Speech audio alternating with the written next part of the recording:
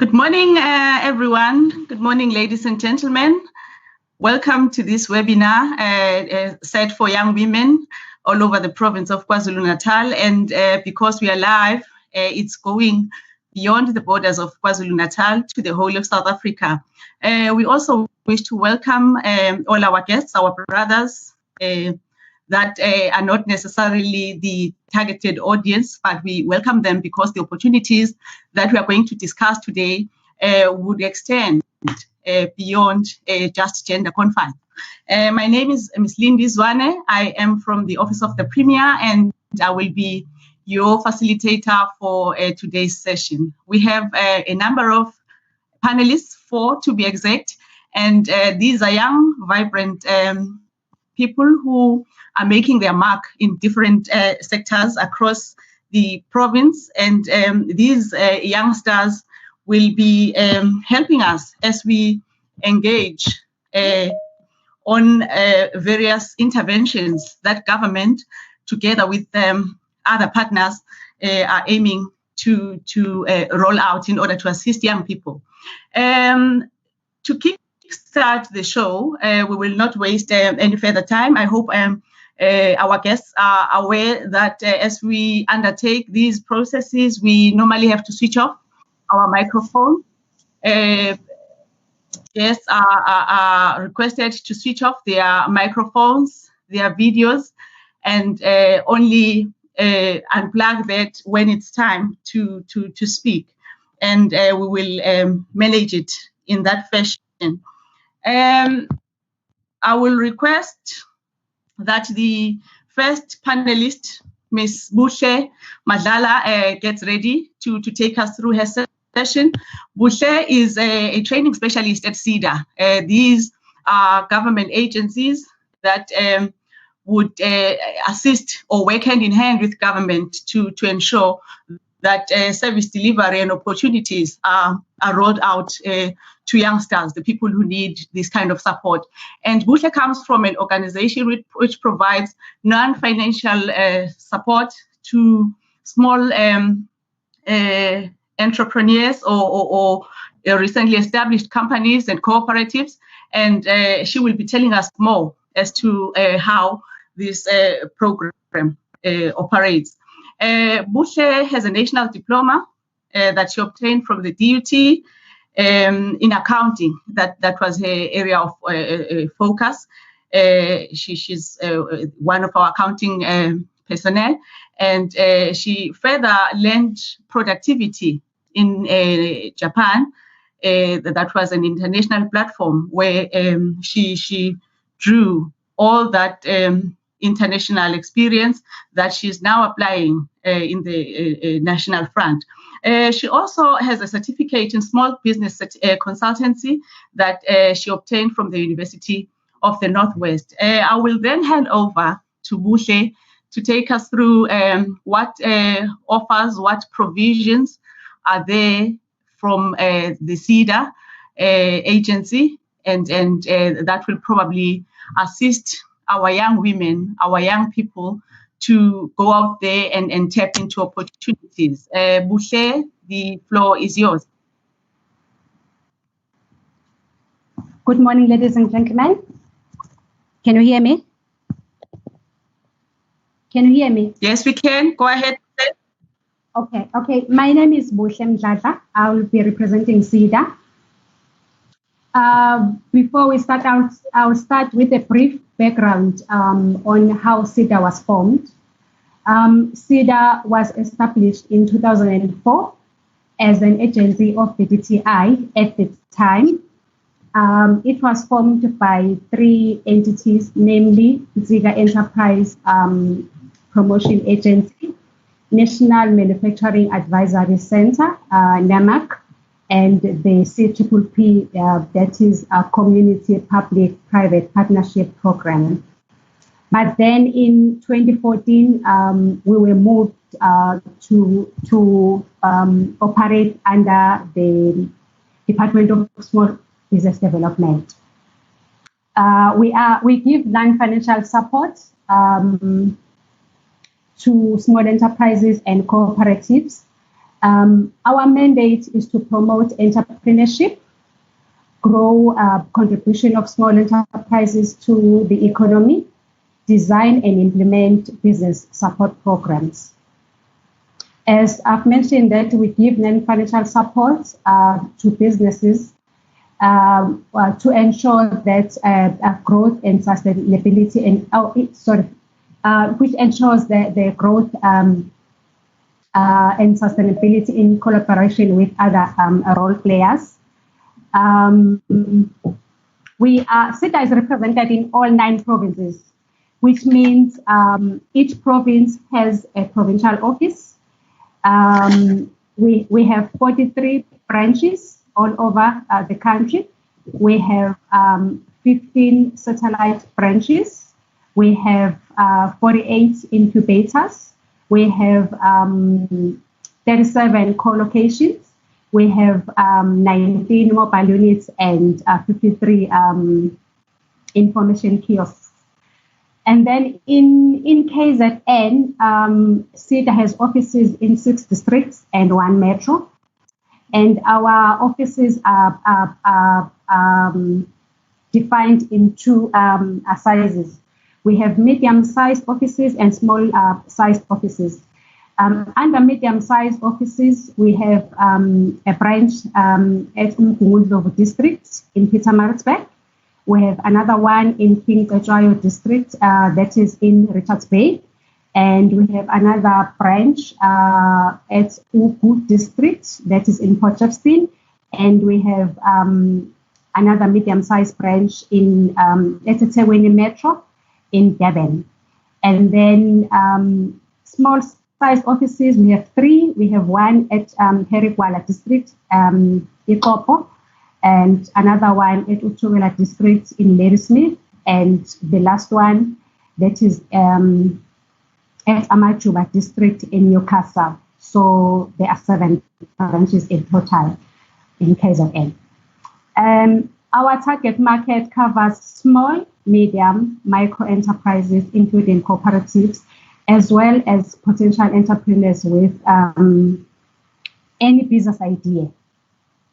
The definition of small enterprise is provided for in the National Small Business Act of 1996, and it is based on the number of employees, turnover, and fixed assets. However, as SEDA, we defined our target market by number of employees. We target micro enterprises, that is up to 5 employees, very small enterprises, that is between 6 and 20 employees, small enterprises, that is between 21 and 50 employees, medium enterprises, that is between 51 and 200 employees. Okay, when clients come to our branch offices, they will consult with our practitioners.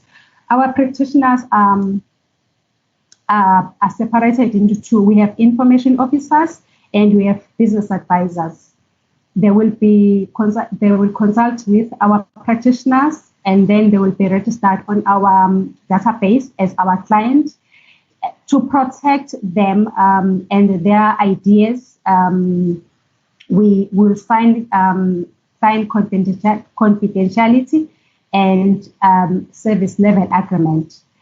And then in most cases, when these clients come to our offices, they already know what services they are looking for. However, to make sure that we do justice to them, we assess the idea, or we assess the enterprise to see exactly where they are lacking or where the improvement needs to be done. So we use our internal assessment to diagnose the problem. And after the assessment will give us the results as to where we need to improve. And then after that, we will develop a business case, and then we will agree between the practitioner and the client. They will agree on the intervention to be implemented. Once that agreement has been reached, and then this service provider to assist the client will be appointed to implement the intervention that was agreed upon between the practitioner and the client. Once they completed the intervention or the project, and then they will sign off the completion report to say the client and the service provider and CEDA are happy with what has been done to assist the client. And then the payment of the service provider then will be done. And then after that, we will do the customer satisfaction survey, whereby we will check whether the client is happy with the service that has been provided to them. We have a range of services within CEDA. As I've mentioned, that we give non-financial support and business-related information. We give advice, we consult. We also refer. If the client is looking for something that we don't offer as CEDA, we do referrals. We also have mentorship services. We also have training programs in all areas of enterprise development. These services aim at providing solutions related to various business functions. They range from finance and legal. Anything that is under finance and legal will assist the clients with. And anything under human resources, anything under productivity and technology, anything under marketing, anything under quality, will assist the client with. Other programs that we have is quality system implementation. We have one-on-one international mentorship, whereby we have a partnership with the Netherlands government and the German government, whereby they from time to time send us a specialist to do this one-on-one mentorship with our clients. We also have export programs. If your business is interested in exporting products or services to other countries outside of the borders of South Africa, then we assist with export information, export programs, export training, anything related to exporting. We also have coaching programs. We also have incubators that we are working with. We also work with cooperatives and national gazelles. And then in terms of training, we have soft skills and technical skills training programs. We have customized training programs. We have the ones that are endorsed by CEDA, such as basic business skills, small enterprise startup training, costing and pricing, financial management, business planning, sales and marketing, customer service. We have a whole range of soft skills training programs. It is advisable that when clients come to our offices, they should request the list of our training programs, because we've got more than what I've mentioned. In terms of technical skills programs, we have HACCP. HACCP it's hazard analysis and critical control point. This one is only related to industries that are in food related, like your restaurants, your caterers, your bakery and confectionaries, etc. As long as your business is in food industry, then they will need to attend this training, because it's about food safety. And we also have quality and standards. We also have other technical skills programs that I didn't mention. Currently, we have projects that we've been mandated by our minister Minister of PSPD that she requested us to prioritize. Industries such as tuck shop and general dealers, Yoshisanyama and cooked food, bakery and confectionery, fruits and vegetable, clothing and textiles, your hair salons, hardware and automotive. Those are our minister's priority industries. If any of people who are listening to us now, if your business falls under what I've mentioned, those industries that I've mentioned, please go to your nearest SIDA offices, because the minister is passionate about these industries that I've mentioned. I'll repeat these. These are tuck shops and general dealers, Shisanyama and cooked food, bakery and confectionery, fruits and vegetable, clothing and textile, hair salons, hardware and automotive. Thank you very much.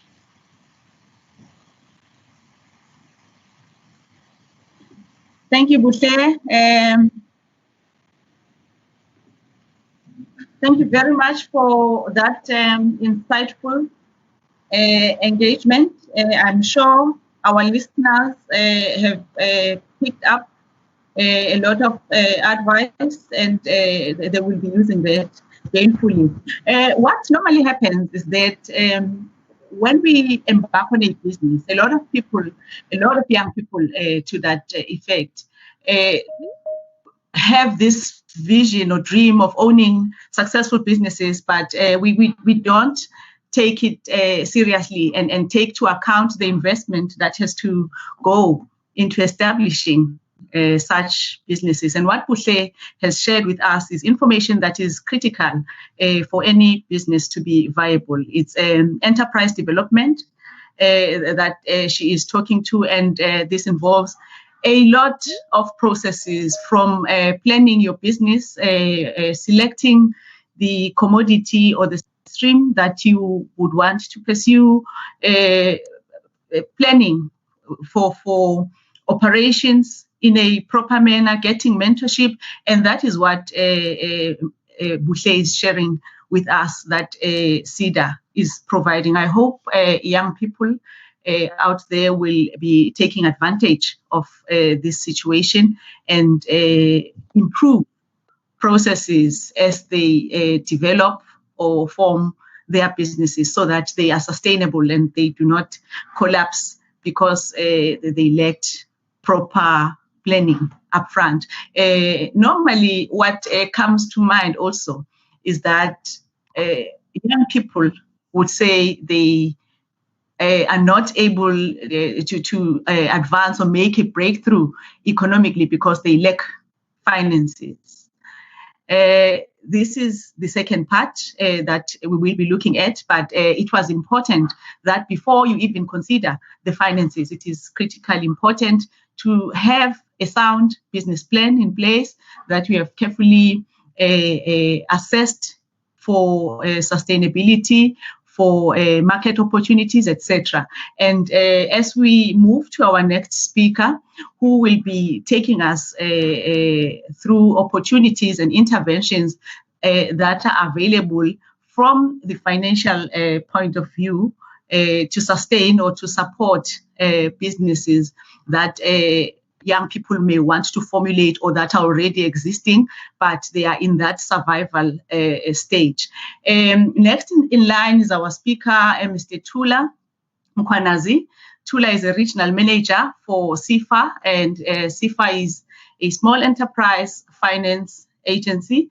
We are going to hear from Tula how young people can access finances to support or start their businesses. Tula has a diploma in cost and management accounting from Natal Technikon.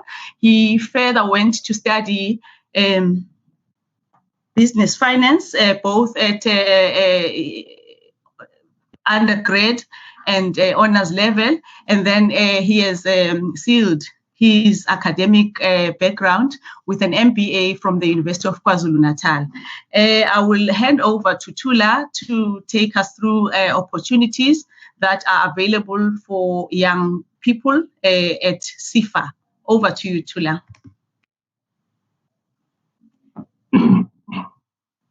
Good morning, colleagues. Good morning, everyone.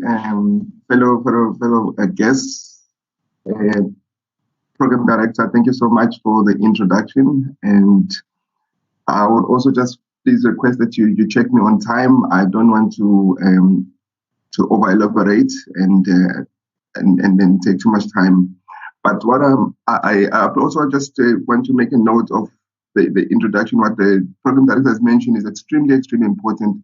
I think even the way the program is structured, in that CEDA has outlined what needs to be done and what businesses need to go through prior to actually even requesting funding, because we often find entrepreneurs approaching SIFA for finance.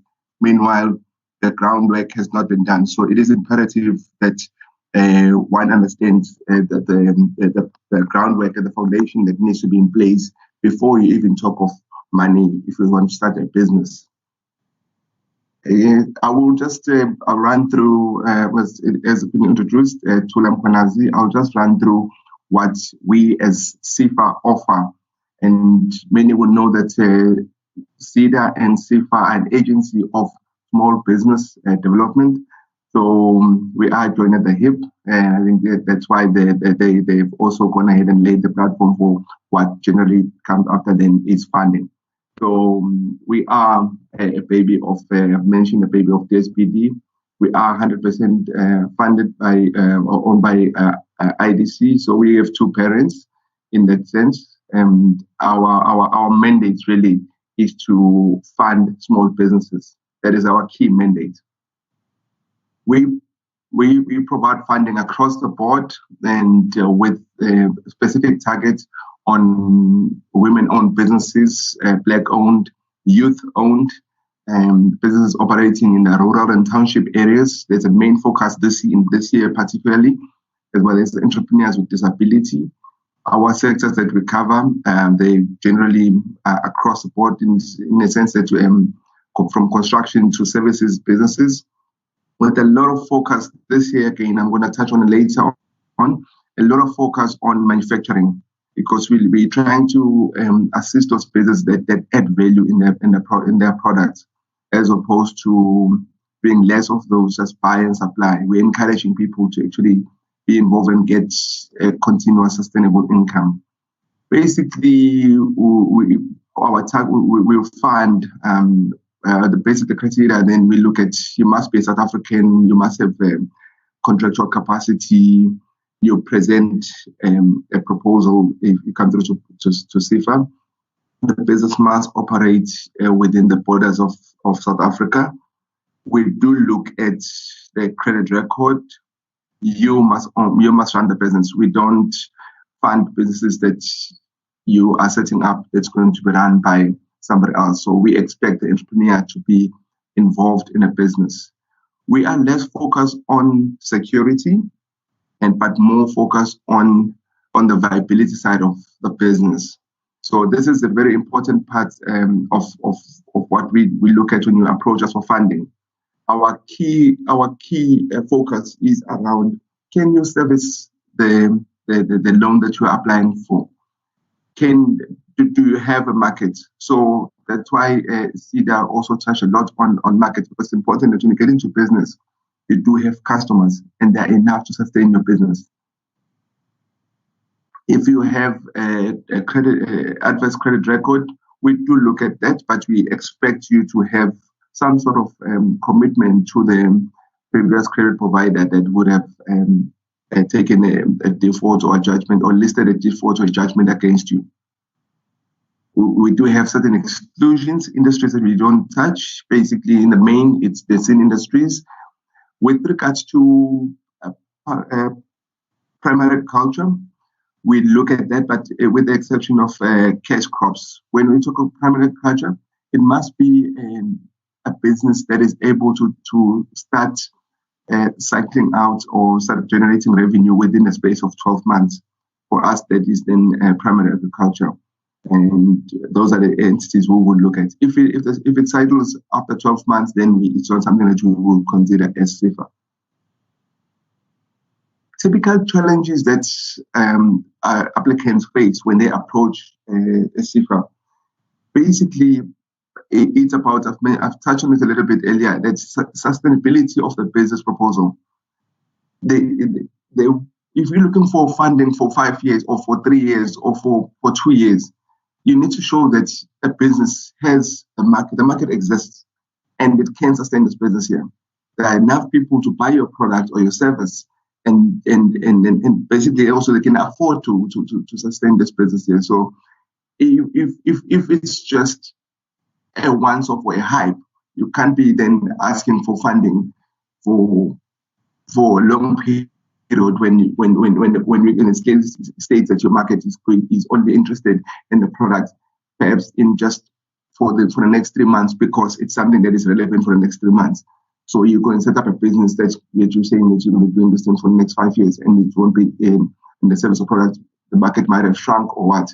So those are type of things that they typically face when they approach us, challenges that the entrepreneurs face when they approach us. Also, understanding the working capital cycles. We are very big on, when we do our due diligence, focusing on exactly how much you need, why do you need that money, and how are you going to use it. And very often we then look at, if you are projecting 100,000 a month that you're going to be achieving, how do you arrive at that? How did you get to the 100,000? What informs that number? What assumptions are built into it? So a lot of times the numbers are just put on Excel, but there is no methodology or research that informs the numbers. We will finance from working capital to asset finance to bridging finance, short-term finance. On a contract finance, we do up to 5 million from 250,000. On general commercial deals, we'll do up to 10 million.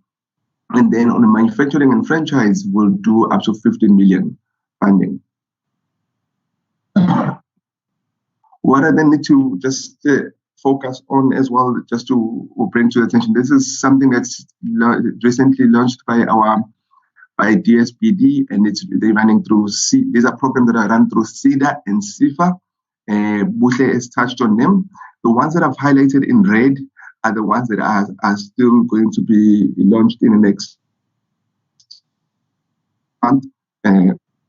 But the ones that are in black, being clothing, textile, bakeries, automotive, and spaces, those are the ones that are already running, and we're already receiving applications for. Without going into too much detail of each program, but I just want to highlight that why SEDA and CIFA are focusing on, if you've been looking to assist entrepreneurs in this space, is to try and get those micro businesses or the informal businesses into more formal structures, assist them to grow their business, because initiatives are not only funding based. Initiatives are also support based, so technical support to assist them grow their businesses, and ideally as well grow those plaza shops, grow the markets, and also perhaps move into wholesale and retail space from just a spaza to start controlling the supply chain. That's where we are moving with these programs.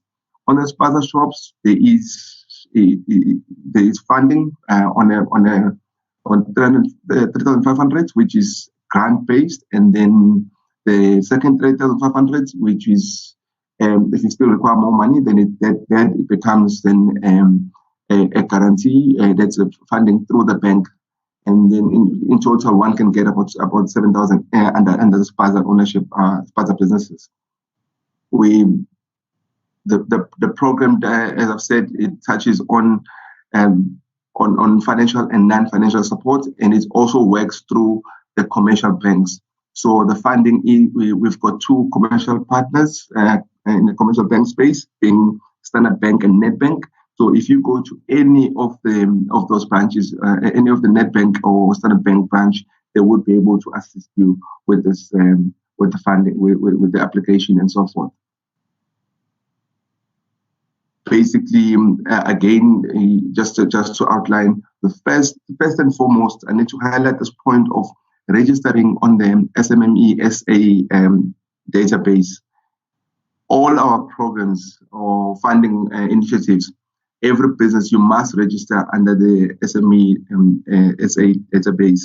And then you must, if you are not formal business, you're not registered on CAPC or SARS or UIF and so forth, you must be willing for our sister entity SEDA to assist you. It is important that a business must have been operating for a period of 6 months as a minimum, and you must show banking or so much if you want to be part of these programs. Yeah. As I've said, then the other one is baking and confectioneries. That one is very similar. Basically, we're working capital of 20,000, and then for bakeries, working capital of 10,000 for confectioneries. And then if you require asset finance, we can then fund assets up to 100,000 under bakeries. Again, these programs speak to financial, to also non-financial support to assist the businesses that perhaps don't comply. We are very, very much focused on getting businesses to comply. You can approach us even if a business does not comply. You can approach us. That is why SEDA is there to also assist you get to a point where the business does comply. We can fund you and then allow you to then go through the processes of compliance. Again, who can apply? If your turnover is less than 500,000, you can apply, and it's bakeries and confectioneries. If it's more than 500,000, then there are other funding programs that we would provide to the business. It's very similar in that South African-owned business. The focus is on South African-owned businesses. We're trying to grow our own businesses. So, and we do not. Our focus is really on it must be owned by South African. In that, we're finding a lot of businesses, a lot of applications that are of businesses that are foreign-owned, and we're trying to move away from those type of from assisting those businesses. We want to really assist South African-owned businesses, and in the main, they must be operating in township and rural areas or villages. And textile, we also focus on the textile business. We will fund up to 10,000 in working capital, and then also if you require asset finance, we would also fund up to 100,000 for equipment and so forth on the asset finance. And these are the type of, when you talk of textile, we're talking of sewers, we're talking of knitters, machinists, and so forth. Again, 6 months owned, 6-month-old business, all 100% owned by South African, operating in the township. The support for automotive, in the automotive space, we do finance up to, again, the working capital of 20,000 for body repairs and mechanics, as well as 30,000 for businesses that are in a space shop, for instance, and fitness centers. That is working capital. We can also look at funding equipment where there is a need for equipment in the automotive space. Again, providing support through SEDA, and then also the training that goes with it, compliance that goes with it. We also provide that. It is also very important that these businesses comply with the municipal bylaws. These are type of entities that can apply, your panel beaters, your diesel fitters, and so forth. They can apply through this for this funding. 6-month-old business, South African, and again, compliance is extremely important. These are all these programs that I've spoken about. These are all set up after the lockdown, and just to try. We are trying to, or the department is using, and has put forward these programs to try and assist businesses, especially in township and rural areas, recover. The main process is around, as I said, you register on the SME database, you complete an online application.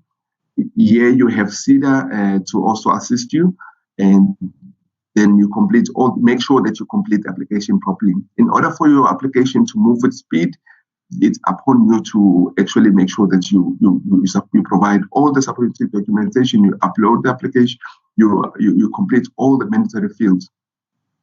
We still do fund your purchase order if it's under 1 million.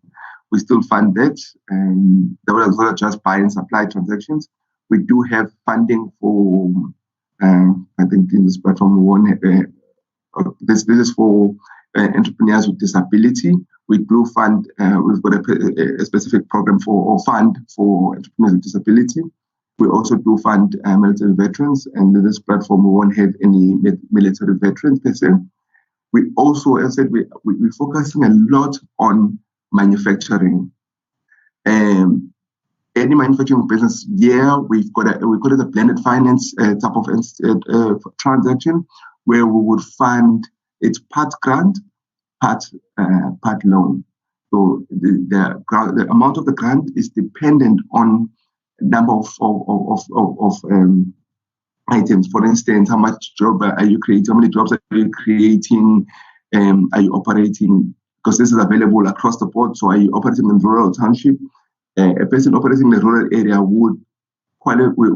their scorecard would be better than a person operating in a suburban or metropolitan area, for instance. Is it a startup and so forth? That also counts. The minimum for the minimum entry point is 51% before you can qualify for funding, for a grant rather on the blended finance. People often ask, what is our turnaround time? Again, this is always a point in terms of exactly how long does it take to process a transaction. Internally, our white paper states that on bridging finance, 10 to 15 working days, and on asset finance, 20 to 30 working days. But all this, as I said, is white paper. It's just a figment of our imagination if we don't have information. If the entrepreneur does not supply information, these dates can go 2 to 3 months. Ultimately, we close the application. If we don't supply information, we close the application in order for us to try and keep within our time frame. But if you want your application to be processed with speed, it's important that you supply information in a complete manner. So supplying, if we're requesting 10 items and we supply 5 items and supply another 5 items 2 months later, day one only starts for us once all the information has been supplied. So the turnaround time is driven by the entrepreneur in the main, through supply of information. Cost of money, it's relative to, it's prime based, but for the programs that I've mentioned, they recently launched programs. They all at fixed rates of 5%. That is your bakeries, your confectionaries, and so forth. All those new programs that are aimed at economic recovery, those ones are all coming through at 5%. And this is, we do have a regional office here in the Embassy Building, and you can contact us on our via our website as well. And thank you. Thank you, Program Director. I hope I didn't take too much time. Thank you, Colette. Yeah, you didn't, Tula. Thank you very much for the presentation.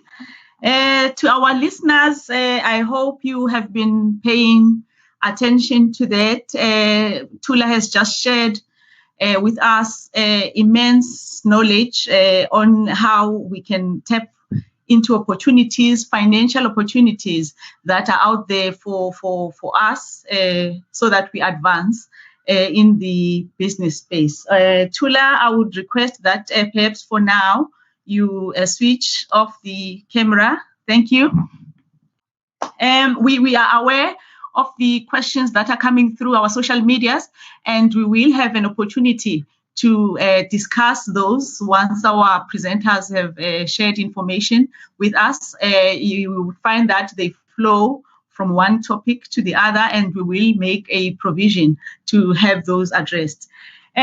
We have in our midst very influential, very important people who are not only one or some of our own who identify with our values, who identify with our visions and aspirations, but they have walked the walk, they have been there, they are familiar with the challenges that we are facing as young people. Allow me to introduce the Member of Parliament. The lady is Honorable Fikile Masigo. She is one of our own here in KZN, bred up and spent most of her vibrant years and served in the KZN provincial government. She is now the Member of Parliament in Cape Town, and we are proud that she participated in all our structures and moved to be where she is representing us at national level. Welcome, Honorable Masigo. We are delighted to have you amongst us. Also in our presence, ladies and gentlemen, is the CEO of the South African International Maritime Institute, Mr. Odwa Mtati. Welcome, sir. We are very honored to have you in our midst. Some of your officials are here to share with us what programs and opportunities are available for young women and young people in general. And we are pleased that you took time out of your busy schedule to join us for this seminar. We appreciate your presence very deeply. In moving on, I would say Tula has shared with us insights into sectors that young people may need to consider when they pick up their business interest. You would find that most young people opt for the low-hanging fruits. They would say, I want to participate in tenders. I want government tenders or a simple common business. I want to do catering. And we do not exercise enough time to establish what other opportunities are there that young people can tap into so that we make meaningful impressions or advances towards uplifting the economy of our province and that of the country. And what Tula said, he made particular mention of the opportunities and support available for the manufacturing sector. Most of us will be aware that manufacturing is one of the critical economic sectors, especially for our province, where we seek to make advancements and break that ground and improve our economic input into the country's GDP or the country's economy, and manufacturing provides just that. It's a wide sector. Tula mentioned your clothing and textiles industry where support is provided. So instead of all of us moving towards one direction, for example, wanting to go to catering businesses and events and all of that, here's an opportunity within the manufacturing sector. It's one of the game changers.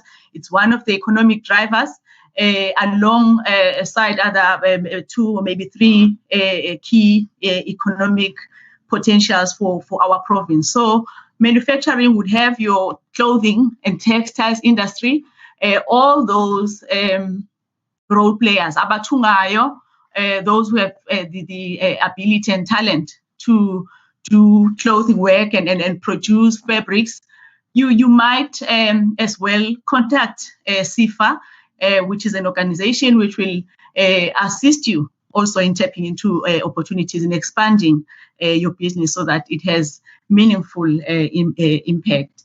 Also, within manufacturing, what I found interesting was the mention of the motor industry, panel beating, the supply of spares.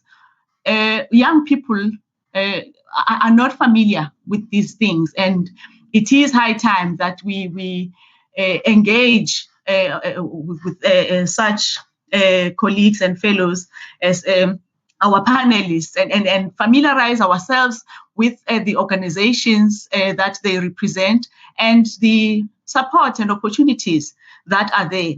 I think with the lockdown and all the conditions that are keeping us restrained, we have all the time to study these things, go to the internet, read about these organizations and what opportunities are there that we can tap into and move forward in advancing the economic status of our province. I did indicate that we will be taking a round of questions later in the program. We have noted all of that, and we encourage you to keep them coming so that we have that robust engagement. And we shall then move forward to our third speaker. The third speaker talks to another critical sector of the economy. The first part dealt with enterprise development and enterprise finance, and we are now moving to a particular sector of the economy where the KZN government is seeking to make significant inroads, taking to advantage the geographical provision that we have. And this is the oceans economy, ladies and gentlemen. And as you will be aware, we have that advantage of being graced with the Indian Ocean. And there are many opportunities that can be unlocked through exploring activities and programs that are packaged around ocean economy. Our next speaker is Ms. Nokolo. Sis Nokolo is a maritime economist. She is a very passionate activist for transformation. She has particular interests in consultancy and research. She manages a consulting firm that is called Ocean Econ, and she will be taking us through what opportunities are available for ocean economy or through ocean economy. She has a master's degree in science on maritime affairs that she obtained in Sweden, and she has traveled abroad and observed other practices internationally in how we as South Africans can also expand or explore or elevate our pitch as we embark on interventions to unlock ocean economy. I encourage young women in particular to pay attention to this and look at opportunities in a platform that would have otherwise been deemed proper for men. Here's a fresh breather. Here's a different angle, and Nokolo is here to take us through it. Over to you, Nokolo.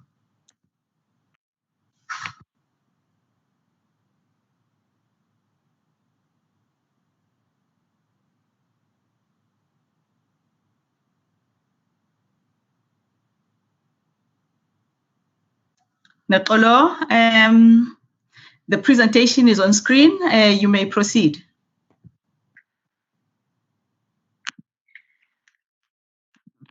Thank you so much, Jay. Greetings to our colleagues, our distinguished guests, and everyone that is listening to this webinar today. First and foremost, I would like to thank the Premier's Office under the province of KwaZulu-Natal for the opportunity that they've given us today to present about the oceans economy and the opportunities available for women. We've just come from the Women's Month, and right now in September, we're going into an auspicious occasion of celebrating the month of transport in South Africa. Likewise, September is also a special month for the oceans economy because it is the month of maritime. This year, we were supposed to be hosting the whole globally community under the IMO, but unfortunately under COVID regulations, we are unable to. My name is Nokalo Ngayo. I am the managing director from Ocean Econ Consulting. Ocean Econ Consulting is a consulting company based in Durban, a small entry and a new entry in the market. However, we pride ourselves as the first Black, 100% woman-owned consulting company in the maritime industry. Today, I'll be speaking, I'll give an introduction about the oceans economy, the opportunities available, the subsectors, and the challenges faced by women in this industry, and how can we change the status quo? And finally, I'll close off with the recommendation and change to policy. Since the advent of democracy, the government has been at pains in addressing the challenges of inequality, poverty, and unemployment by exploring different policies and economic strategies. The latest intervention that they put into place is Operation Phakisa, which is geared at accelerating job creation and unlocking the oceans economy. The oceans and maritime economy has been identified as one of the potential opportunities to contribute to South Africa's economic recovery. It was launched by our former president on the 8th of July in 2014 as a key driver for job creation. Operation Phakisa is a Sotho phrase for hurry up, modeling on the success of the Malaysian big fast results approach. It is projected that the oceans economy can create more than 70,000 jobs and increase GDP contribution of ocean industry by over 30 billion in the short term. In the long term, it is estimated that the ocean economy has the potential to contribute 177 billion to GDP.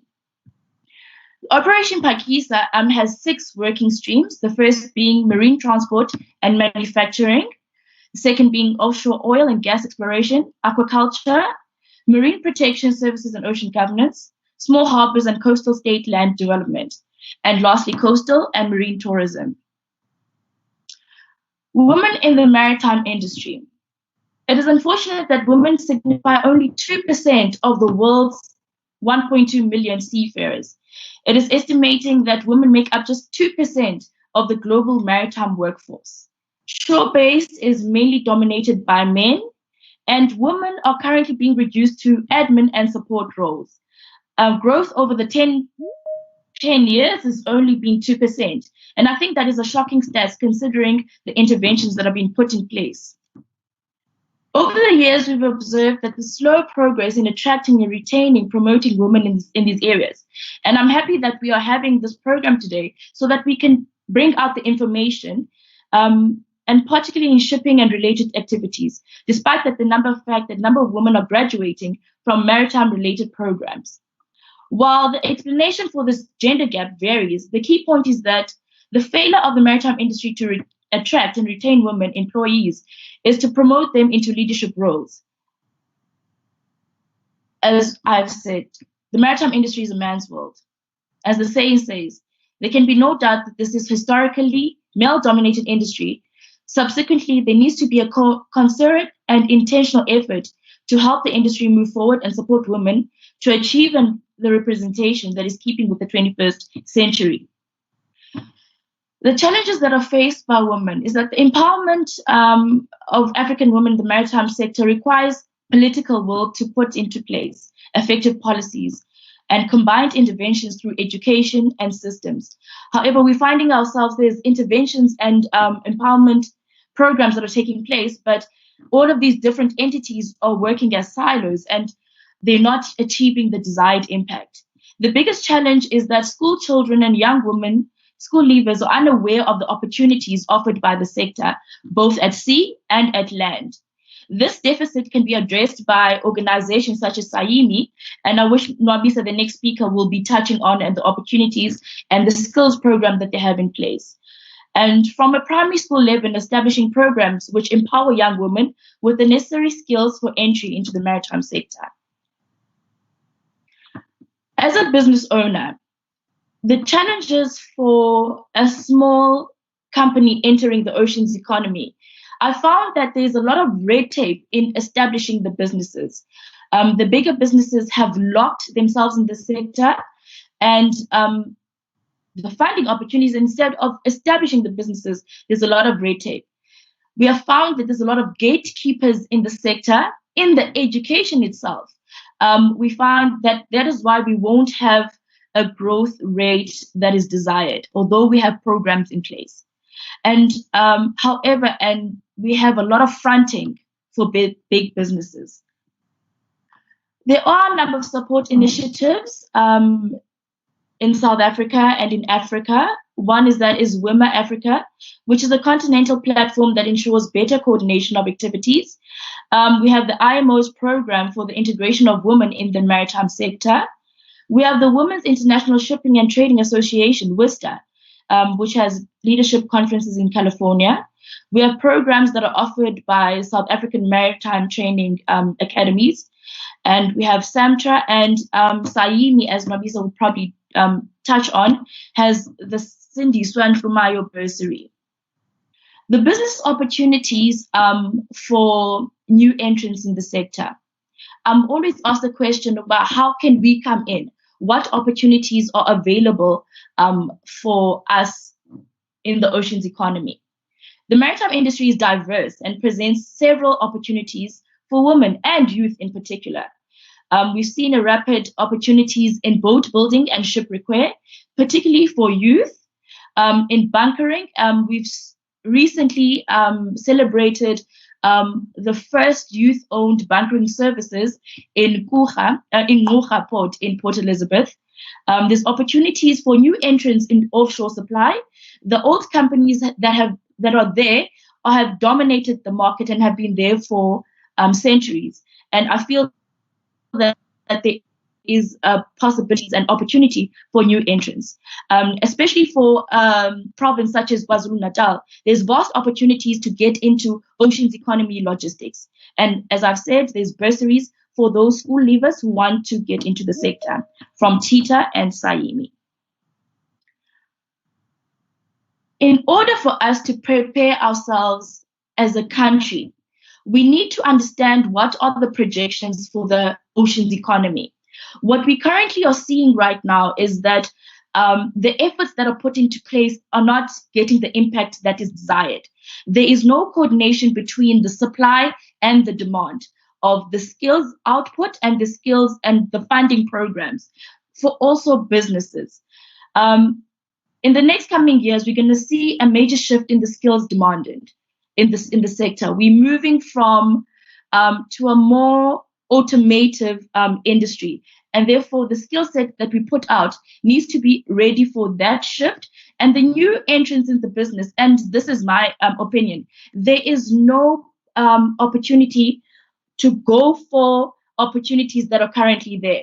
I feel that youth, and in particular women, should organize themselves for the future opportunities so that they can establish themselves as pioneers and role players.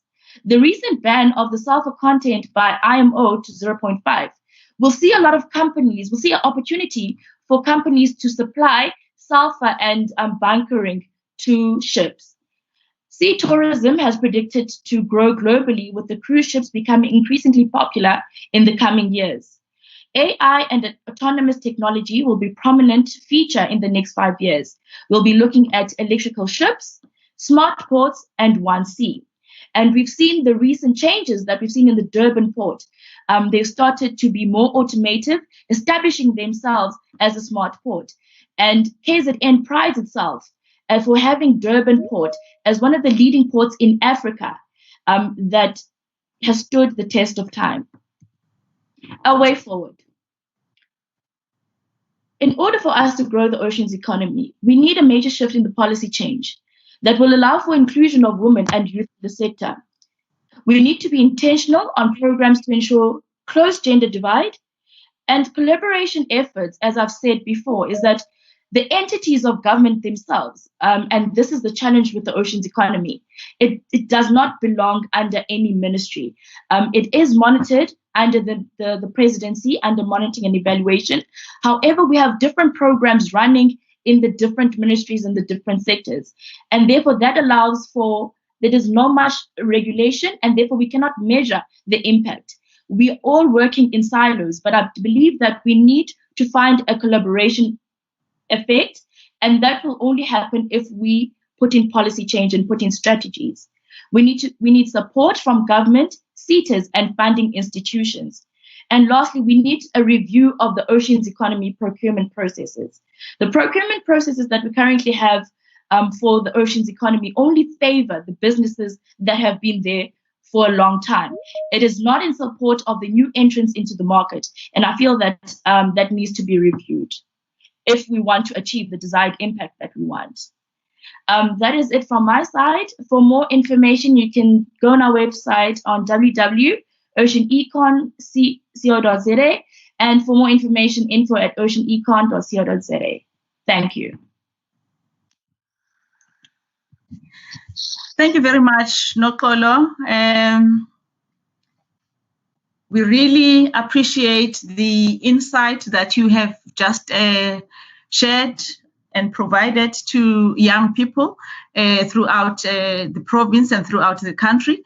And we encourage our viewers to actually raise those questions. Nokolo's presentation was very interesting. She cites various factors, including policy issues that are there in the maritime or ocean economy that need to be addressed. With this one, it's not only a matter of young people taking advantage on one side, but it's also a call to government to actually consider policy reviews so that all these initiatives and interventions and opportunities that exist within the maritime industry are fully explored. And it is saddening that Nokolo says only 2% of the maritime workforce worldwide is women. It is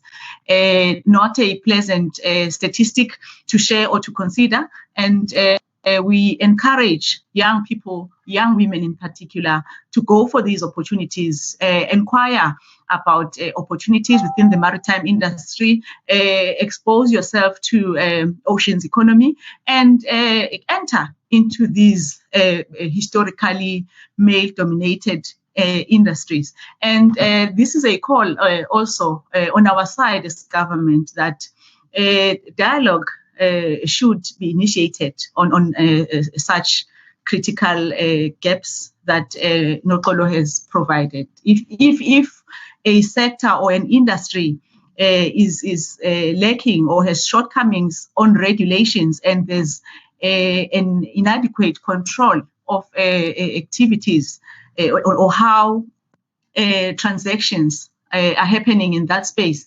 definitely it calls for the action of government in terms of policies to regulate these spaces. And we do note other issues that Nokolo raises, for example, that disparity between the demand and the supply, and that if we want to fully embrace opportunities within the oceans economy space, then we need to do a thorough evaluation, a thorough assessment as to what the status quo is, what is there in existence, where we need to invest in government resources in order to build the muscle around those areas, etc. And we appreciate that presentation, Nokolo. I hope it has benefited our listeners and our colleagues alike, and we will be taking notes in this regard. Next on the line would be the final speaker. We will then engage in a discussion after our last speaker has shared her information with us. And the last speaker is Ms. Nwabisa Madodi. Nwabisa is also within the maritime space. She is senior manager at Saimi, and her focus there is on skills and capacity development in the space of Operation Phakisa. I did indicate earlier that both Nokolo and Nwabisa both operate in support of this cross-sector program by government. that seeks to take advantage of the ocean economy in our country. And it takes advantage of the oceans and all the provisions that can be explored through that space. And Nwabisa has a master's in Master of Commerce in Economics, which she obtained from the University of Johannesburg. She is further pushing her studies now and is reading for her PhD at the National Mandela Institute. I hope that Nwabisa would now wrap up and pull together the information that our speakers have shared right from the enterprise development through the enterprise finance and right through the oceans economy. Nwabisa is sharing with us now how we can tap into the skills and develop the capacity in order to participate effectively and fully within the maritime industry. Over to you, Nwabisa. Thank you so much, Lindsay, for that introduction. I am Nwabisa Matoti, as mentioned. I work for the SA International Maritime Institute. We are based in Port Elizabeth at the Nelson Mandela University. My presentation will be very brief and will delve into the skills and capacity building as it relates to oceans economy. It will touch on just the background, the role of SAIMI, as well as Operation Pakistan Skills Initiatives. This slide I will not delve deep into. It just provides a background of the kind of initiatives that were embarked on prior to the establishment of SAIMI. This includes various studies that were done by SAMSA, DHET, as well as Nelson Mandela University, to actually look at the need for the coordination of skills and capacity building for the maritime sector. So I'll cover this much at a later stage. Nopolo has briefly touched on the projected economic contribution of the oceans economy, which is expected to be around 177 billion by 2033, with job creation expected to be around 1 million around 2033. So what are the needs that have been identified to grow that oceans economy as it relates to the skills workforce? These include, amongst others, the need for education and skills at all levels. By all levels, I mean from basic education level, TVET level, up to university level, to support the growth of the maritime economy. Secondly, we're looking at the promotion of maritime careers. And the maritime careers campaigns, they've tended to focus mostly on seafaring. Our intention as SAIMI is to look at the entire value chain of the maritime sector and not only focus on seafaring. And thirdly, we are looking at the need to improve the coordination and collaboration of maritime skills in training and education and research, promoting linkages between industry and education and training. This is very key, and I think Notolez has touched on this earlier in terms of the mismatch between the supply and demand. So it is key for us in whatever we do on the supply side, which is the training side, we speak to the demand side to establish firstly that whatever we've identified is what is required by industry, so that we don't end up with people sitting at home or training for unemployment, and also finding out whether we can have workplaces for those people prior to them being employed. And then the fifth point is that of knowledge generation and information sharing. This is a very important point as it speaks to research, because we need to have a body of knowledge for the maritime industry and data, so that we can inform our decision making for the maritime industry, and also lastly the advocacy for the sector. So these are the main reasons that SAIMI was established in 2014 to mainly drive the maritime education and training initiatives, because as Nopolo had mentioned, there's a silo mentality still in the maritime industry. So we need to have a coordinating body that will drive these initiatives and also work with different stakeholders that are actually driving different initiatives within the sector. As I mentioned earlier, we are based at Nelson Mandela University in Port Elizabeth. We are fully funded by we're fully funded by the National Skills Fund.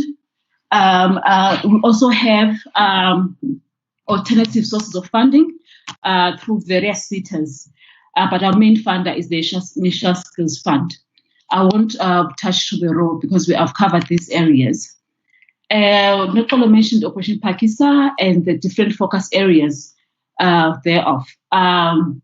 We are mandated by DHET, which is the Department of Higher Education and Training, to drive the Operation Pakistan skills initiatives on their behalf. You may be aware that there are different streams of Operation Pakistan. There's education, there's mining, there's agriculture, there's oceans economy. And all the skills elements for those streams are supposed to be driven by DHET. So the oceans economy element was given to us to drive on their behalf. So there's 6 focus areas, as Nicole has mentioned, and I won't delve deep into what has been achieved. I'll just touch on the initiatives that we're actually looking at, but this is not a comprehensive list of initiatives. For aquaculture, we are looking at establishing aquaculture qualification at NQF level 5 to 7. Because currently there is no qualification at that level.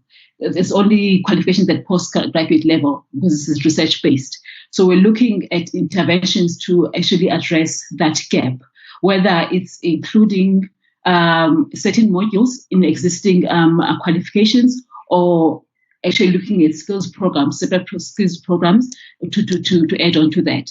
We're also looking at access issues, that's bursaries and internships, which DAF, which is now DEF, is driving. And in terms of maritime transport and manufacturing, maritime transport, we're looking at the production of seafarers, that's officers and ratings. We're looking at supporting maritime schools. As I mentioned earlier on, we started basic education level. So we need to build the pipeline from the basic education up until tertiary level so that we can prepare them for their tertiary studies. So we support maritime high schools through various initiatives, the bursaries that we offer, the equipment and study aids, as well as initiatives that look at teacher development for these maritime high schools. And we're looking at research as well for the maritime sector, as I've mentioned. And in terms of marine manufacturing, we're looking at the development of artisans, the work placement for the artisans, the development of skills programs, the centers of specialization, the RPL, which is the recognition of prior learning. We're looking at mentorship programs. We're looking at development of qualifications that are currently not in existence in that area. And then in terms of offshore oil and gas and exploration, we've done a skills roadmap that has actually guided us in terms of what is required within the offshore oil and gas sector in terms of the skills, current needs and the future needs for the oil and gas. We're also looking at establishing research chairs. We're planning initially to establish one research chair at UWC, but that did not work out because we did not find suitable candidates even after a worldwide search. But we've opted now for establishing a center of community of practice in that regard. So looking at also artisan training in oil and gas. I'll try to move faster. And in terms of MPG, which is maritime correction and governance, we're looking at qualifications, looking at research as well, mentorship, work placement. Same as small harbors. Small harbors and coastal and marine tourism are new areas that were added in 2015. They're not only the original 4 that was launched in 2014. So we are still in the process now of doing a skills audit for small harbors, as well as the value chain analysis, so that we can understand what the value chain of the small harbors is, so that we can actually identify the skills that are required for that value chain. And coastal marine and tourism, we've done the skills audit. We are in the process of implementing those recommendations that we made by the skills audit. So this is a very busy slide, but what I want to project here is that there are various skills that are actually required in the maritime industry. And it's not only about working on a vessel. There's onshore occupations that people may take up, as well as offshore. And also there's inland activities. For instance, we've got freshwater aquaculture activities that are done inland, and we've got inland waterways, like for instance dams. Although those initiatives are quite limited, but there are activities that are actually focused on around dams that we can actually take up. So for aquaculture, we, through our skills audits and various engagements with industry, we've identified a number of skills or areas that people can take up, both offshore and onshore. For aquaculture, this includes aquaculture vets. We are in desperate need of aquaculture vets in the country. Currently, we don't have capacity to train them locally. We send them to the UK to get trained through DEF.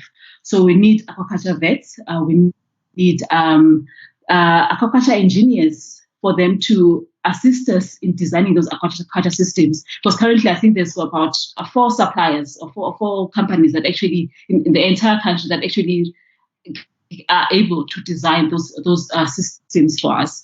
There's variety of skills, like we need skippers, we need production managers, we need farmers and scientists. The list it goes on. And in terms of marine manufacturing, we are looking at naval architects, marine engineers, composite technicians. Composites technicians are those people that are responsible for building the interior of the boats. So we need those boat skills programs that are actually are catered for that. We need boat builders. We've got a boat building academy at Falls Bay College that we're actually working with for various initiatives that SAIM is driving. And we need a lot of artists. We need underwater welders. We need riggers and so on. When I move on to marine transport, we're looking at deck officers, we're looking at ratings, we're looking at engineers, we're looking at stevedores, and we're looking at cargo managers, shipping agents, skippers, forwarding agents. So there are a variety of opportunities that people can actually take up in that regard. And then marine production and governance. Maritime lawyers, we're looking at custom officers, we're looking at ocean drivers, and looking at climate change specialists, and offshore oil and gas, there's drilling engineers that we're looking at, and we're looking at production geologists, petrophysicists, barge engineers, and also important for this area are artisans, because we need a lot of artisans that will actually help work with the engineers that are employed within the sector. And in terms of coastal marine tourism, there's outdoor adventure guides, food safety assurers, chefs, food and beverage technicians, and so on. As I mentioned, small harbour development is still at a development stage in terms of skills and capacity building. We're still trying to establish what is needed, but the value chain as we know it at this stage, which needs further investigation needs it entails a lot of storage, fishing, refrigeration. So we need to establish what kind of skills are required for those elements of the value chain. And in conclusion, as Nicole has mentioned, there are various initiatives that have been implemented within the maritime sector. And SAIMI has made some inroads actually to actually make sure that we do have a skills workforce. But unfortunately, as Nicole mentioned, there is limited participation across the different sectors of the maritime economy. And shipping companies are also reluctant to employ women for a variety of reasons that they put forward, including the lack of separated application facilities. As a result, the universities, if you look at the numbers of enrollments at universities, the the intake of women is lower than men, because they would, I think they're trying to avoid that situation of training more women, and they won't get employment because the shipping companies are not so keen in employing women. And also at the artisanal space, what we found through a various initiatives that we implemented was that the women that are part of the programs that we drive, they tell us that when they go into the workplace, they are given the soft trades. For instance, they made to be laminators instead of doing the welding and the hardcore stuff that they would like to experience. So in this regard, we need more interventions to increase the participation of women in the maritime space, and also taking into account the challenges that we're facing in the advent of COVID-19. How do we define our path so that we ensure there is a meaningful contribution as women to the recovery plans of the country as well as beyond? We also need the change that we want to see. We need to drive it ourselves. We need the agents, we need the initiators, we need people that are going to support us to drive that change. And in terms of collaboration, not only mention the issue of collaboration, we need collaboration amongst women, and we need collaboration with relevant stakeholders within the space that will advance our growth. And SAIMI is one of those stakeholders that we look at partnering with. SAIMI is looking at various interventions to promote women and youth empowerment maritime space beyond the current bursary scheme that we're currently offering. We are offering a bursary scheme that is known as the Sintiswa Mayo bursary scheme, targeted at women. So we want to look now at beyond that bursary scheme in order for us to empower women and girls to increase access to resources and services in the maritime sector. We're looking at mentorship initiatives for existing people within the space, as well as potential entrants, and look at maritime awareness. I've talked briefly about it, that we need to actually look at the entire value chain, not only focus on seafaring or working at the vessel. And also we need to look at the business opportunities within the maritime sector. How do we tap into those? How do we make sure that people are skilled to be able to open their own businesses after they finish their qualifications? We need to have those women-owned businesses and cooperatives within the sector. Promotion of information and research is very key, as I mentioned, because this is very key for our decision making and also building a body of knowledge for the maritime sector. So we are intending to support our women and youth to participate in those initiatives. Like we're trying to put together a pool of researchers for SAIMI to tap into for our research agenda, and also support those women where they need to go to industry events. And we're also looking at short learning programs and workshops that we can support our women to participate in, so that they can expand their knowledge. So SAIMI, in closing, is open to partnering with whoever or various stakeholders that are willing to push the women and youth agenda, so that we can ensure that we have a skilled workforce for the oceans economy. Thank you. Thank you very much, Nwabisa. There are many things we take for granted. You would hear now and again that there's what is called maritime industry. You would hear or see people posting their titles or that they are studying maritime studies, etc. But we never really bother to inquire or go deep and try to understand what goes into maritime and all those underlying processes and issues that affect the sector. And through your presentation and together with that of Nokolo, what I see is a gap on the part of government that we have to fill as soon as possible, and as a matter of agency. We have to prioritize those interventions that also come through the skills and capacity development part. You point out very critical issues, Babisa. For example, that in one end, you would be addressing the demand part of it through education, maritime education. And once people are educated, then the receipt side on the other end is not ready. You find that shipping companies are not ready now to absorb this capacity, especially when it comes to women. And I hear you cite reasons that should not normally be even considered to stop women from advancing or entering the maritime industry in all its dynamics, and not just administration posts only. But it says there's a lot that has to be done to support transformation of the space. And given the technical aspect of it, from what you have shared from the skills perspective, it seems this is not a sector or an industry where young women can just go there, you put your CV and you will find whatever you can do.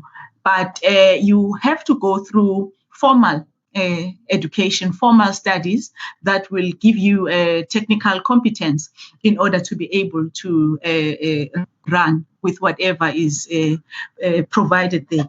And you cite opportunities in the maritime space. You cite opportunities, for example, that you need vets, maritime or aquaculture vets. You also need engineers in this space, and you find that women are not taking up these opportunities, and not just women, but men also.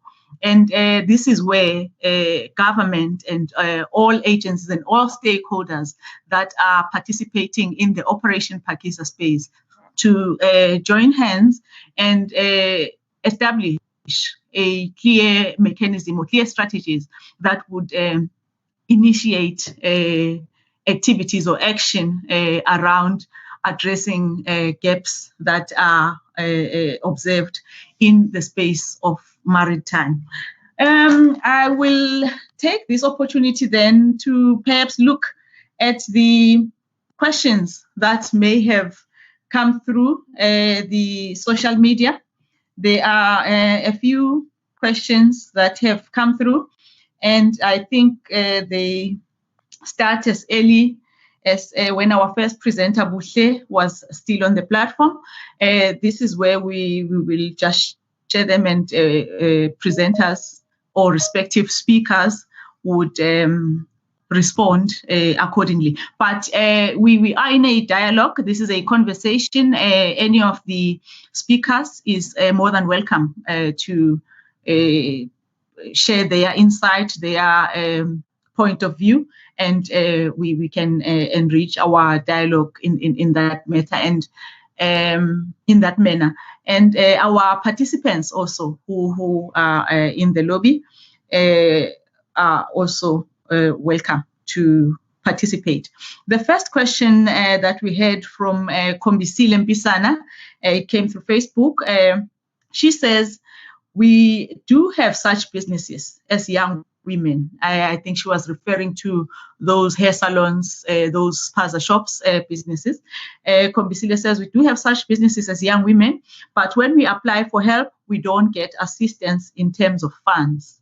How can someone like Kombisile be assisted? Kombisile has an informal business, perhaps, and then she needs assistance. She has tried to knock on some doors, but she has not been successful. I would pose this one to either Tula, but it's a finance angle to it. Tula may have to go first, and then also Buhle, because there may be issues that Kombisile would need to look at before we even consider the enterprise finance. But before Tula responds to Kombisile's question, I wish to note the presence of Honorable Amanda Mapena. She has just joined us. Welcome, Honorable Member. We appreciate the presence of our leaders in platforms such as these, and it says we are not pushing alone. As women, we have that support. We have a pool of sisters, a tribe of sisters and leading women who are having our back. So we need to take advantage of this space and the provisions that are provided in front of us, the opportunities. We take them and run with them. Tula, you may respond to Kombisile's question. Please go ahead. Thank you, Program Director. I think Kombisile, I take your comments about access to finance. I mentioned in my presentation the challenges that are faced by applicants. At times, the list of challenges they included things like ability to show the ability to show that the business will be able to service a loan. I mentioned it's a loan, so you need to be able to show that. You need to also be able to show when you do projections. The challenge is every time when we receive applications, or a chunk of the time when we receive applications, people present numbers. And when you start interrogating, how do you arrive at this number and so forth, then people are not able to substantiate or back their case.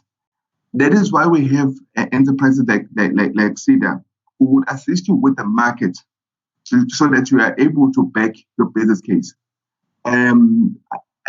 Typically, especially in this in the hair space, hair products, hair care, and what have you, very much everyone, because of ease of entry, everyone says, I want to open a salon and then just give me money. And it cannot be like that. We need to be able to understand that, okay, once you open, you will be able to sustain this business and so forth. Because we want to also leave you with the debt.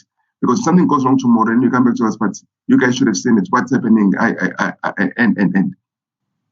My advice to Kanzile, please consult people like CEDA who will be able to assist you to package the application in a manner that will possibly then have a stronger chance of getting through for funding. Because CEDA are there to assist entrepreneurs with packaging of applications and also looking at, does your business case or is your business case strong enough to secure funding. But having said that, the new programs, I did mention that it's still on its way, where we're talking of businesses in the haircare space, and hopefully also the requirements would be a little bit more lenient in terms of for existing businesses. That is why we look at now 6 months. Show us in the 6 months what have you done, so that we are able to piggyback off that, saying, okay, you know what, I've been achieving 20,000 per month. I've been achieving 50,000 per month over the past 6 months. That shows that there is a market. Now, when somebody is opening from start, it is a challenge to show that I think people will just come because they know me. And one cannot present a business case that because people know me, they will come and use my salon. And so I'm hoping that with the new programs and with the assistance of CEDA, they will be able to assist businesses to come through ultimately for funding, because CEFA is the funding arm of small business. So I hope Kanzile, you will be able to get assistance eventually once you present that business case through with the assistance of CEDA. Thank you. Thank you, Tula. Bute, do you want to comment? Yes, I would like to advise Kombisile to get in contact with us. The number is 031 277 9500, so that we can refer her or him to the nearest CEDA office for further assistance.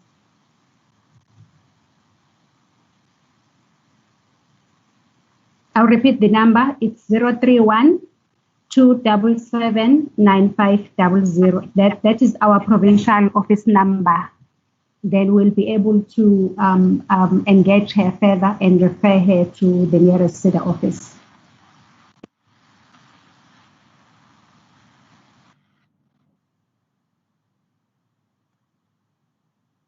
Okay. Thank you very much, Buhle and Tula and Kombisile.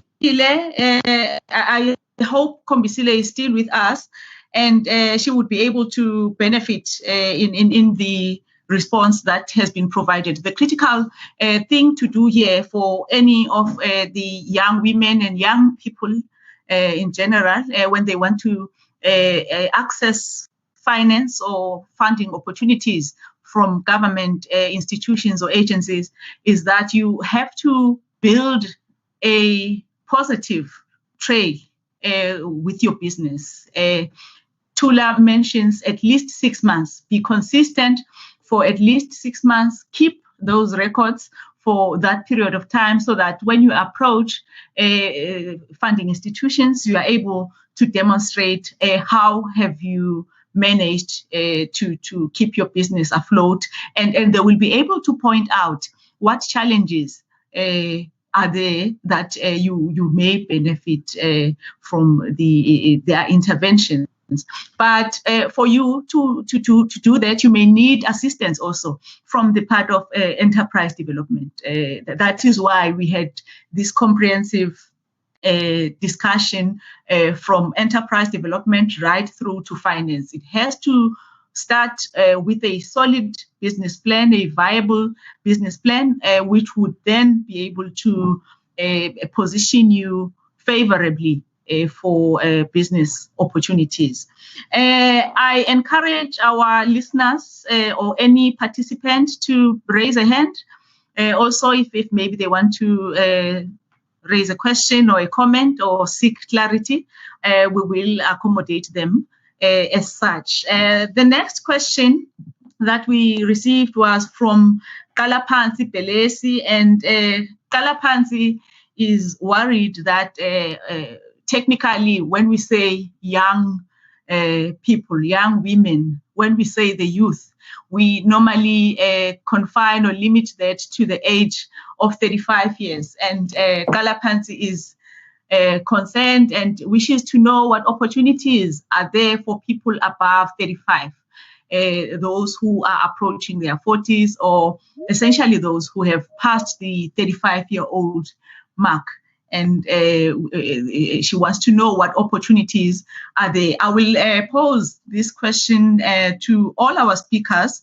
I think they may have highlighted briefly that this is targeted particularly for women, but the category of youth now, I will afford our speakers to highlight what exactly in terms of these designated groups, what provisions are there within your sectors and platforms. And maybe as you answer that, also indicate opportunities or plans that your organizations have for people with disabilities. So perhaps, although this is a platform for young women, I will extend the scope to maybe also consider, the youth, women, and people with disabilities.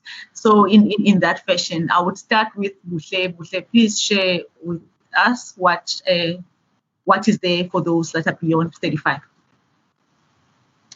We'd say that we don't have age limits. Anyone who has an idea or who's running a business can be assisted.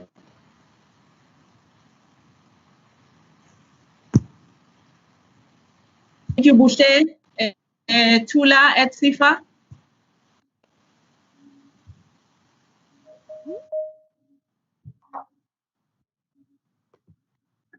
Thank you. Thank you, Lindy. Firstly, I think we're basically the same with SEDA in terms of age limits. We don't have any age limits in particular.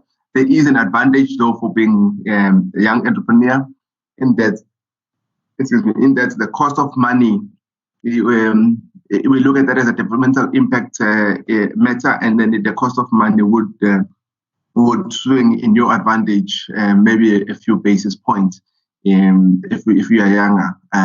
But if you are black and you are in a township and so forth, that also counts in your favor in terms of cost of money. I've put up the slide there because you've touched on entrepreneurs with disability.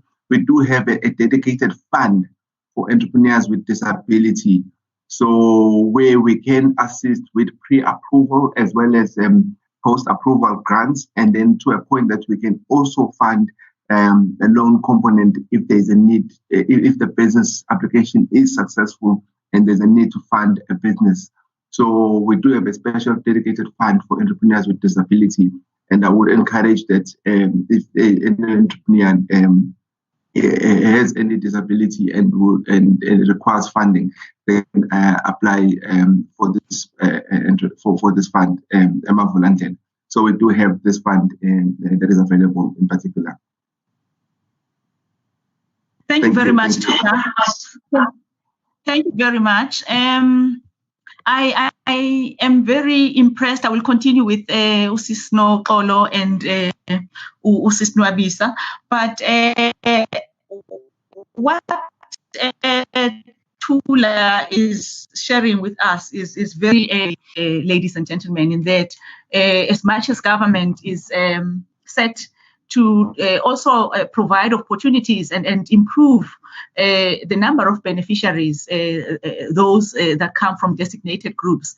We see here that CIFA has a specific program that seeks to support people with disabilities, and it is one of very few that we encourage the industry, South Africa in general, KZN in particular, to consider. It would be good, you know, it would make good progress, and it would reflect very positively for our province if our institutions design their programs in a way that caters specifically for designated groups. And we are delighted by this advancement for people with disabilities.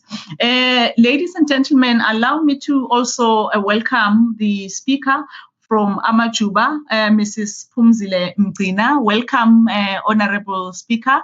We appreciate your presence. It affirms the cause, the rationale for this cause that we engage young women. We seek to empower young women and the youth in general, in that they need to know what is out there available for them, the opportunities,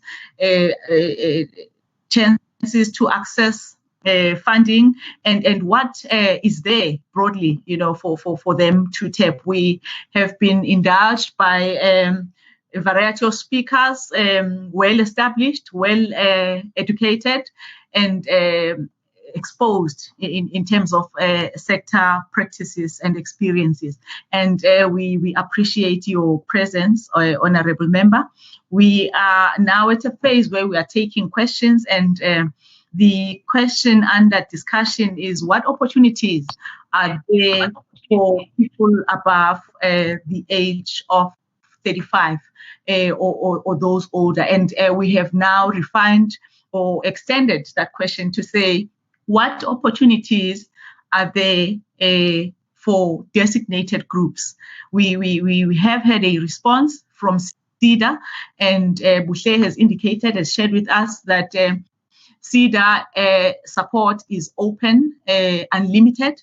There is no discrimination for the support that is provided to prospective beneficiaries. If people apply, they would be assessed in an equal manner, and that we appreciate. And then we had a response from Mr. Tula Mkhwanazi, who is from the Small Enterprise Finance Agency, and who Mr. Mkhwanazi indicated that they have categories of funds, and of most interest that we are delighted about is that they have a specific fund for people with disabilities. We are then moving forward to have a response from Unokolo, who is in consulting. She is the founder of a company. She is self-employed, this lady, and she indicated that Oceanicon is the first Black owned and female, company in our province, and I think in the country. So we appreciate such strides. I would request Sis Nokolo to tell us perhaps what opportunities would be there in her area of influence, or even maybe in her company or out there in the industry that would be available for the designated groups. Over to you, Nokolo. Thank you, Chair. In terms of the age gap in the industry, to say there is not much discrimination. But I need to make clear that on shore-based jobs, in terms of seafarers and those working on ships, they require more of manual labor. So therefore, they tend to look at younger entries and recruiting younger people. However, when it comes to the land-based jobs, there are no description of restrictions. It is open to all ages. We've seen a major shift from the old to the new. But like I said before in my presentation, there needs to be a review of the policies in South Africa, especially when it comes to the people of disabilities. Some of the jobs are excluding, and I think this is something that we probably need to look at as a country. We are currently restricting people with disabilities in the sector.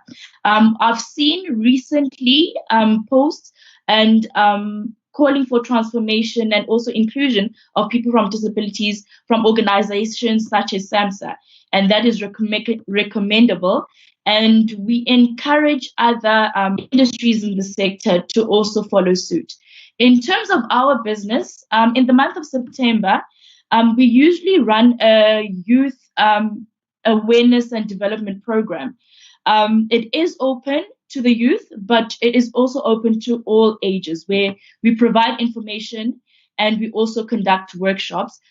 This year, unfortunately, we were going to have one in collaboration with Transnet. However, with COVID regulations, we're unable to. But we will be putting that message out. Please look out for on our website and our Facebook page. There are opportunities and programs that we run on a regular basis.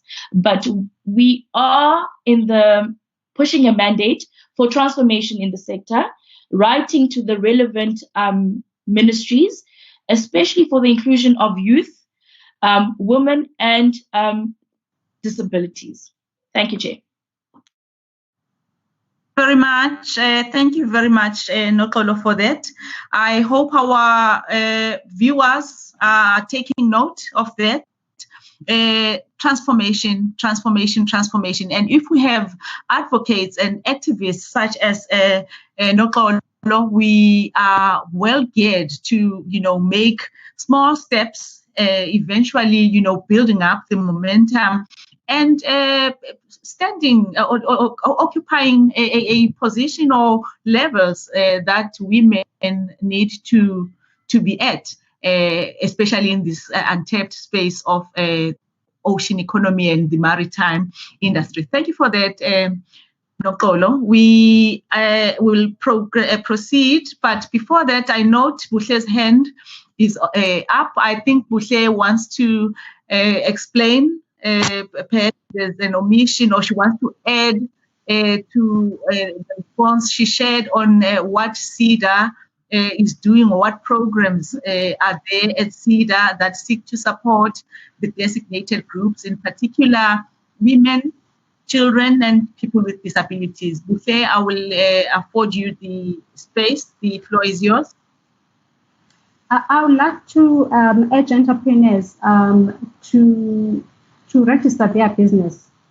The issue of compliance, like they need to register their businesses with CIPC, register their businesses on SME-SA, and get permits and licenses for us to further assist them. If they are struggling to do that, we are willing to assist them in terms of advising on how to register on those platforms, especially those who are in the industry that is under COVID-19 program. So they need to be compliant. But we can also assist them on how to register on those platforms. Thank you. Thank you for further clarity, Buhle. I hope our listeners have noted that SEDA is willing to assist with registration, but the advice, I think it's going to Ukobisile, who said they were not receiving assistance when they go to agencies or institutions.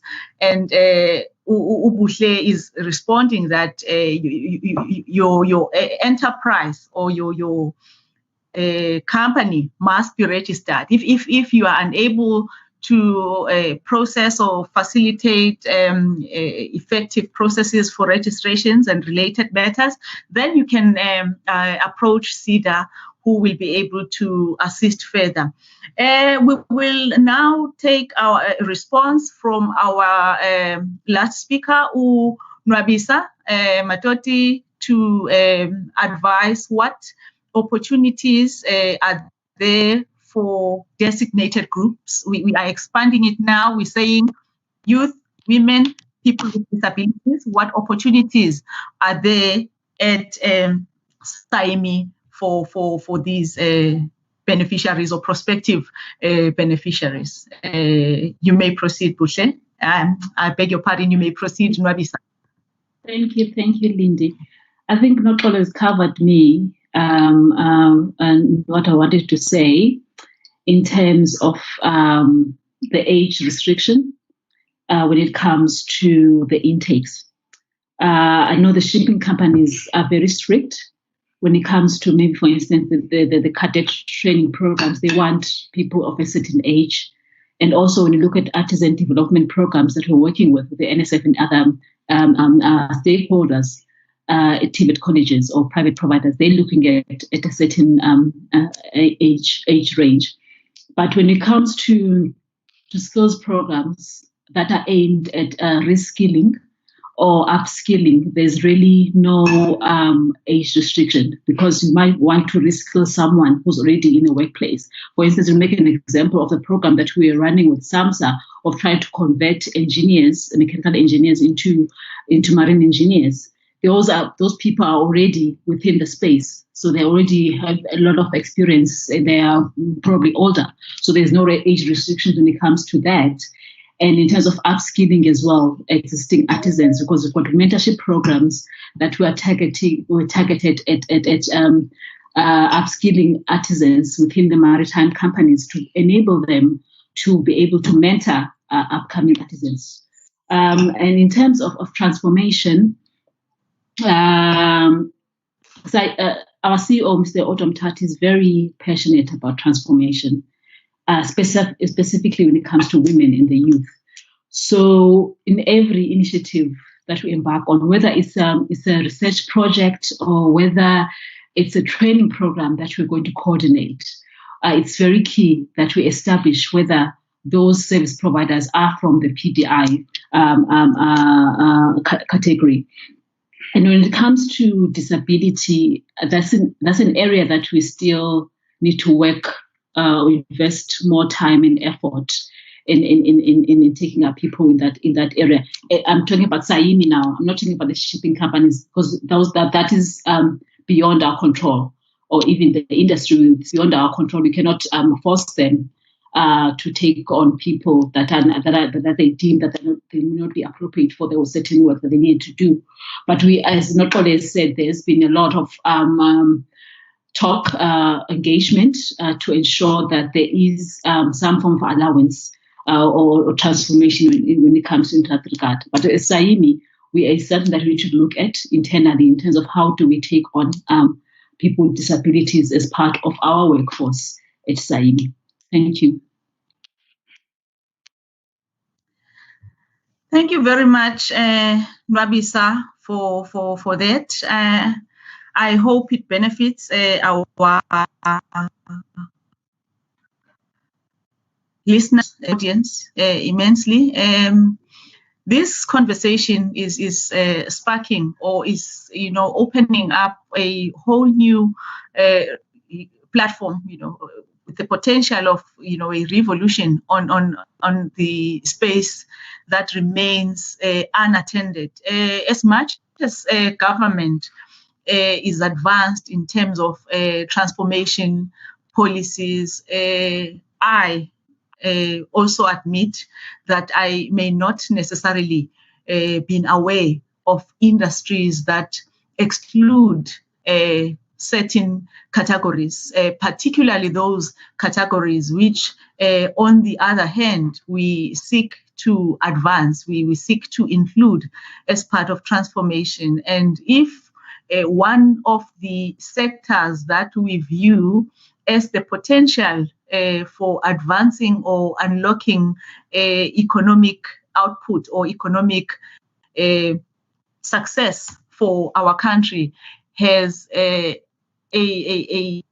restrictive approach where certain groups would not be able to participate, that is cause for concern. And I think it calls for proper engagement, and we count on our members who are present in this platform, such as the Honorable Masiko, the honorable members from all spaces of government with a political influence, also to collaborate with administrators and all stakeholders, that being the public and the agencies, to engage in a process to unlock and try and elevate conditions and improve conditions for all beneficiaries to equally access opportunities that are provided out there. And we have a question here. I see there's a hand. Senator Mbahlengwa, I would afford you the platform to go ahead. You will go first. And then there is also another hand, but Senator, you may proceed. The platform is yours. Good morning. Thank you, Chair, for this opportunity and this great initiative that you guys have put in. My question is with regards to access to markets for maritime small SME businesses. How is the institutions like CEDA assisting us with access to market? For instance, like market would be vessels which are offshore, and most of them don't really subscribe to this BEE level, or they don't really worry about that. Let me put it that way. So how is CEDA and other organizations assisting young entrepreneurs or just Black entrepreneurs, especially women, in this male-dominated industry with a lot of red tape, as Nokolo has mentioned, and very secured for white men specifically? They increase rates, or they rather lower rates, so that they make sure that it's barriers of entry. You're not able to even break even. You end up making just losses because they make sure that they exclude whoever wants to come in. So how is government assisting us with offshore companies that don't get any penalties for not being BEE level compliant? That's my question. Thank you. Thank you, Senatemba. That is a very critical question, and it is an extension to the policy, call that I am advocating for, to say we need to engage in that space. I cannot see who the other hand is. Buhle, your hand is still up. I'm not sure if you want to ask a question or you forgot to lower it. No, ma'am, it was the previous hand. Okay. All right. Yeah. Yeah. Okay. Okay, just drop it. Thank you, my sister. Oh, thank you. Okay, yeah. I will then hand over to either, but all our speakers are welcome to respond to them. But I will Nokolo and Unwabisa to respond to a question by Sinetemba, where she is seeking assistance with access to markets. She is citing barriers to entry that the historical beneficiaries to this particular sector are still imposing tight restrictions in terms of access for other players, upcoming players, especially women, African women, and women in general, to participate in this space. What can be done by people like Usine Temba to make sure that they have access to markets and that barriers are relaxed or eliminated in this space? She cites offshore companies that are not BEE compliant, and this goes unregulated. I know one of our presenters, I think it was Nokolo, highlighted the lax regulations around the maritime industry, and this forms part of this policy discussion that needs to ensue to make sure that we respond and address issues in this space. I will hand over to either Nokolo or Nwabisa to respond to issues of, it would be Nokolo. I think, to be precise, Nokolo is better suited to take this one, access to markets, and perhaps Tula in terms of the enterprise financing. But this, we're talking markets. And Nokolo, the floor is yours. You may go ahead. Thank you, Chair. And thank you to Usne Temba for this question. As I had said in my presentation earlier, first and foremost, there's a lot of red tape for SMMEs in the sector. And secondly to that, as you said, it is a man's world. And with regulation, as I explained in my presentation, this requires regulation from government itself and the provinces. I think we need an awareness campaign first. I don't think provinces are aware that they are supposed to be monitoring what is happening in their coastlines. For instance, in Durban, we'll find that there's a lot of, as Netemba has said, there's a lot of offshore companies that are not registered and are not complying with the standards, and also not BE compliant.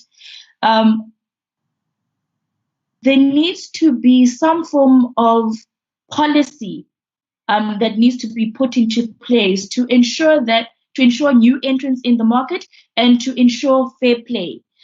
We need to review the South African ocean governance and marine protection policies. Currently, if I stand to be corrected, we don't have any at this stage. There are talks of establishing marine protection services around our shores. If we get that ocean governance and marine protection right, we'll be able to regulate what is happening in our coastline and in our EEZ. And therefore, we can then start looking at regulating the market itself.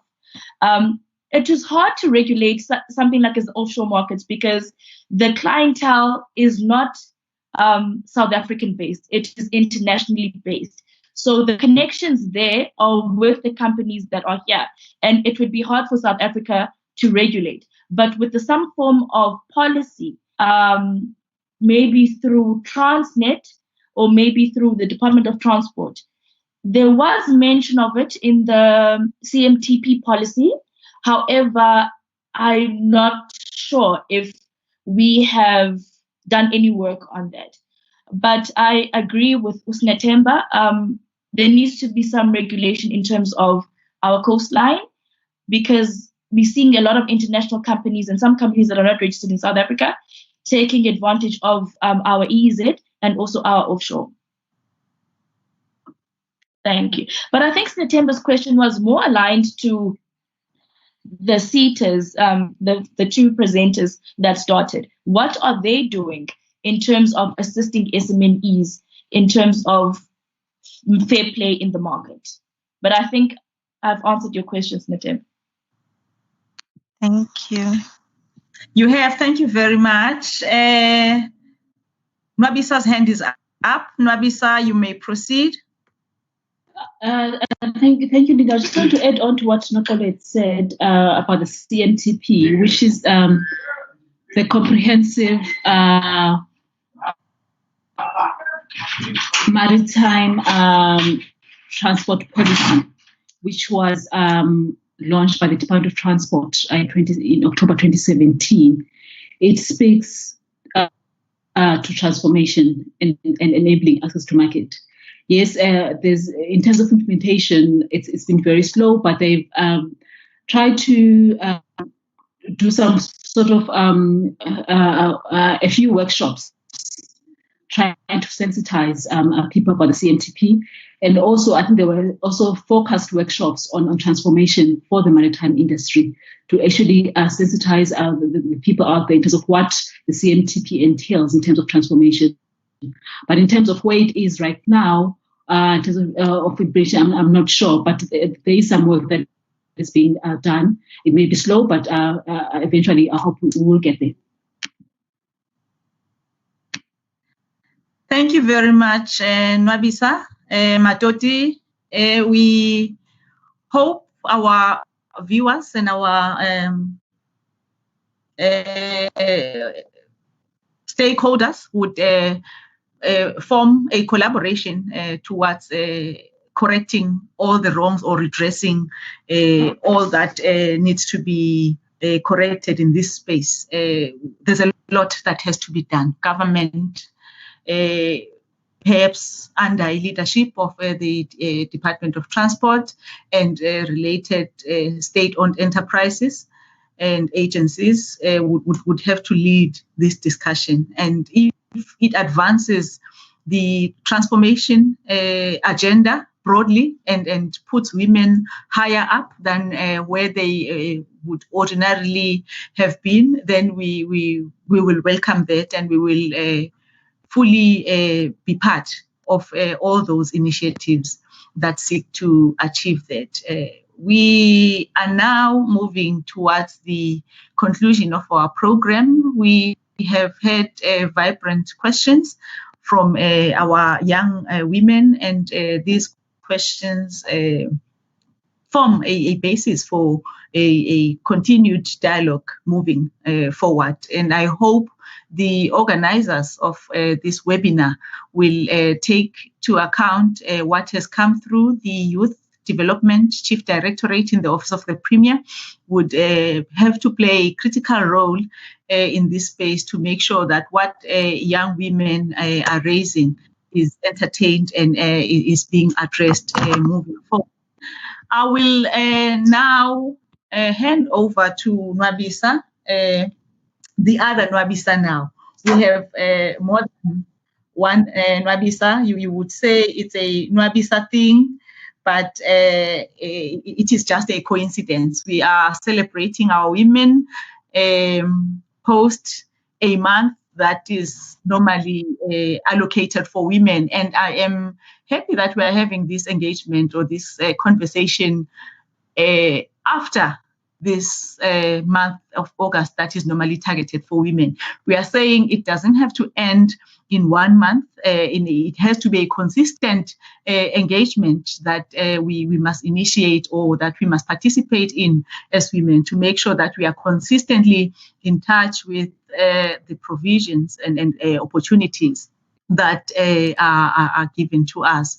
And as I hand over to Nwabisa to lead us or to close the program formally for us, I wish to appreciate the participation of all the stakeholders, everybody who took their time out all our listeners on social media who took their time out to connect and actually form part of this vibrant engagement. The statistics that have just been shared are very encouraging, and it is an affirmation to say we have reached our target audience, and we encourage that whoever participated shares information obtained with others who may not have been fortunate to be part of this discussion. And in moving forward, I would say, as women, we need to be aware of opportunities that are in front of us. We must stop playing small. It doesn't serve any purpose to undermine ourselves and settle for the little that is available out there. We must be bold enough to go for these opportunities. And with what our speakers have shared with us, it says there's plenty of these. The platform is open out there for us to enter the space. And when we get these opportunities, we must make sure that we honor them, that we give the best of ourselves so that we do not disappoint those that have afforded us these opportunities, those that have made it possible for us to get these opportunities. And most importantly, we must realize, particularly as women, that if you get an opportunity, it does not mean that you must close the door now for others. It can't work if it's just yourself alone. You must keep that door open, pull other women up, pull them in so that they also get exposure. There's always more than enough. There's plenty opportunities to explore. So with what we've been exposed to, let us take that information, roll it out, let us multiply it tenfold and share it with our daughters, let us share it with our sisters, our friends, and even those older women, who, as one of the speakers would have indicated, that they may have interest in the provisions that organizations provide. So they are still our mothers. That they are not young women does not mean that they now have to be excluded from these opportunities. So with those words, I encourage all women to make the most of opportunities that are afforded to them. We are going on toughly with COVID around us. The pandemic has persisted for over 5 months now, but that should not stop us from reaching out for our goals and reaching out for those opportunities. I will then hand over to Ms. Nwabisa Dano. Ms. Nwabisa Dano is one of the directors in the Youth Directorate at the Office of the Premier. Her particular portfolio is socio-economic empowerment and leadership. That is what Nwabisa focuses on, and that is why she called us to have this fruitful engagement. I will then hand over to Nwabisa to lead us as she concludes this fruitful participation. Thank you for being such a great audience. Thank you to our speakers. I will give the floor to Nwabisa. Proceed, Nwabisa. Thank you, Sis Lindy. On behalf of the organizers, the Office of the Premier, the young people of KwaZulu-Natal, especially the young women in business, and all those who took time to partake in this all important groundbreaking conversation for our emerging young entrepreneurs in various sectors. Ladies and gentlemen, I greet you all. It gives me pleasure and a great privilege to have been tasked to propose a vote of thanks on this occasion.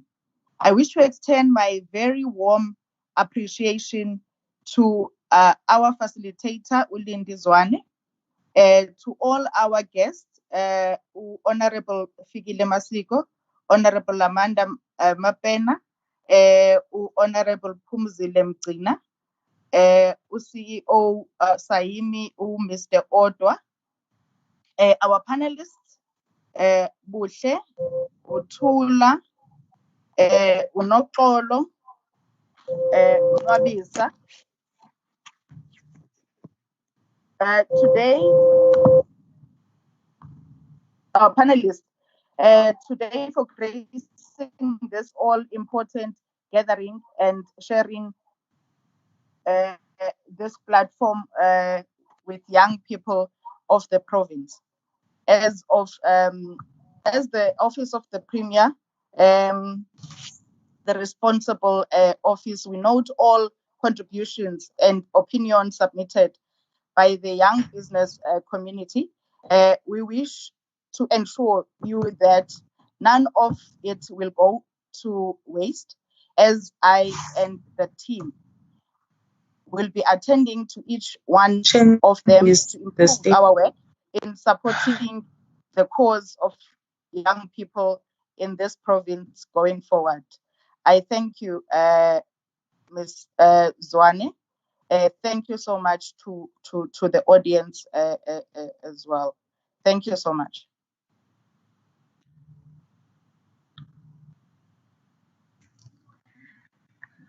Thank you very much, Nwabisa. Ladies and gentlemen, we have come to the end of the program. Thank you very much for tuning in. It's a Friday today. Take all there is to it. Those who are still to travel to certain destinations, travel safe. And for the rest of us, thank you for showing up. Thank you for tuning in. Have a great afternoon further. Thank you very much. Thank you. Thank you and bye-bye. Bye-bye. Thank you Thank you so much. Thank you so much, colleagues. Bye. Cheers. Thank you, Lindy. Thank you, darling.